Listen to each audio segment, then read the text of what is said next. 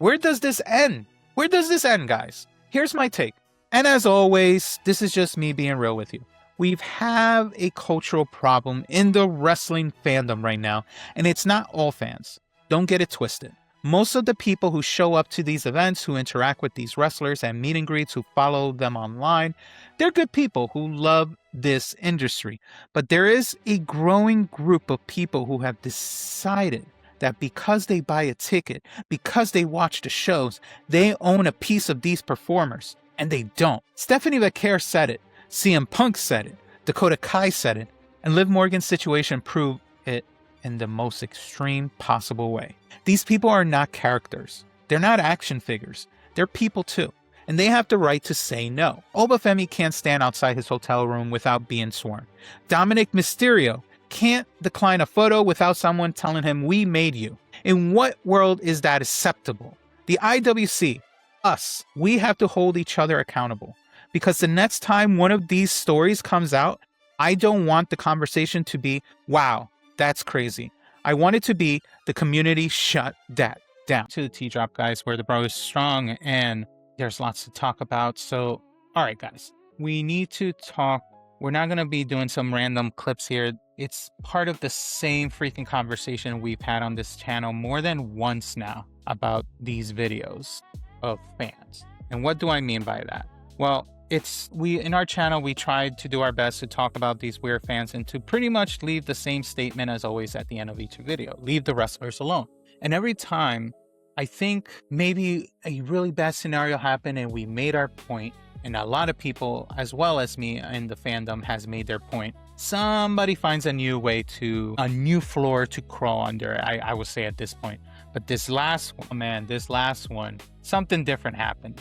The fans didn't wait for WWE to answer, which at this point not many people are doing. They didn't wait for Tiff to answer. They handled it themselves fast on X. And what do I mean by that?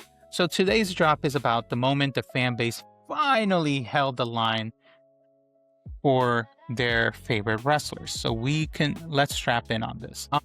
Let me set the table, shall we say, because this isn't new. We've covered a few of these already. We talked about AJ Lee. A fan takes a meet and greet photos, runs them through an AI app to fake a video of her kissing him, then uploads it. Her response was 4 words that shouldn't have to be said.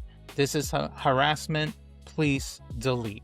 Jey Uso, one of the most beloved guys in the roster at this point, has to go on his own story and basically beg grown adults to stop touching him in public. And Punk been screaming about fan entitlement for years. 2 things can be true at the same time when it comes to this. You can love these people, and still owe them basic human distance and respect. Which brings us to this past week. WWE kicks off the European Summer Tour.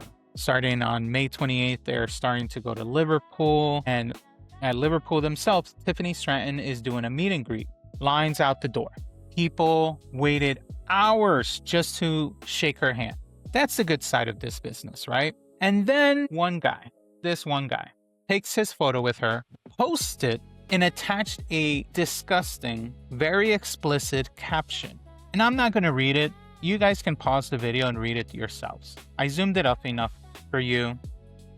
You guys can get the picture, right? You don't need the words. You need the behavior named.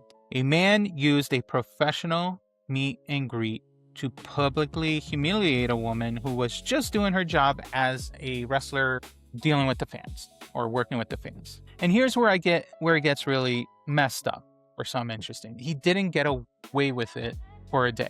The community came for him immediately, which is great.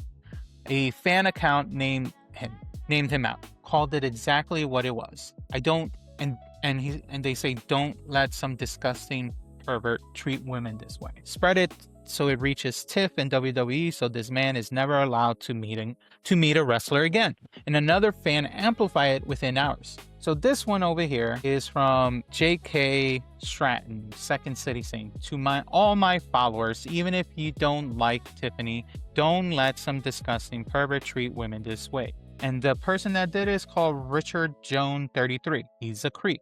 Please block him and spread this tweet everywhere you can. I want this to reach Tiff in WWE, so this man is not allowed to do meet and greet again. You know what the kicker is about this? The original poster didn't just delete the caption, he wiped his entire account and vanished. I can click it right now. The account is gone. It's all gone. And look, Tiff has told us this herself. She went on the Schmo earlier this year and said fans are out here demanding feet pics. What's the most unhinged thing you've ever read in a DM? Oh, that's a really good question. I've had a lot of people ask for feet pics. I think that's pretty weird. What? Do you oblige? No, I do not send feet pics. Okay. No feet pics. Not free 99, but maybe $9.99, $10.99, $11.99 plus tax. No 99. Never 99. Sorry. No feet pics, guys. So this isn't some isolated thing at this point when it comes to poor Stratton. This is a pattern she's already named. The difference this time is the fan base named it with her. What else people have said? If you go on this guy's profile, there are some disgusting AI edits. I regret everything I see. So he's also another one that does AI edits. I mean, people are saying they're calling him names. I mean, that's what's going to happen when people find out about you. Think he nuked his account because it's completely black screen when I go. So yeah, it's all gone. Look at this one. I mean, you can read this one too. I hope my thing is not blocking it. It is blocking it. I'm gonna just scroll it up here. I mean, it's hard for me to show it, but I'll put it in the video edit.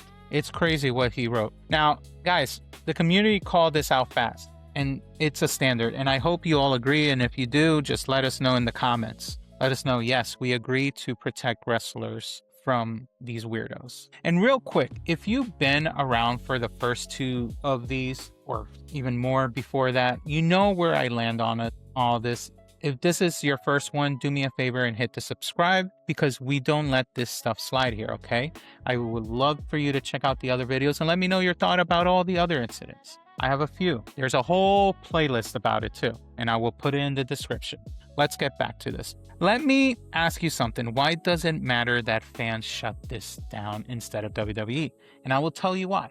Because the company at this point is slow. There's past videos that show that they are slow. Even cons are slow at times. The platforms are slower. AJ Lee's fake video is still up months later. If we wait on corporations to protect talent, we're gonna wait forever, to be honest. The whole Vegas situation, nothing yet. But a fan base moves at the speed of a group chat. When the people who actually love this business and the people who give this to the business decide a behavior is out of bounds, that's the whole enforcement that's ever instant.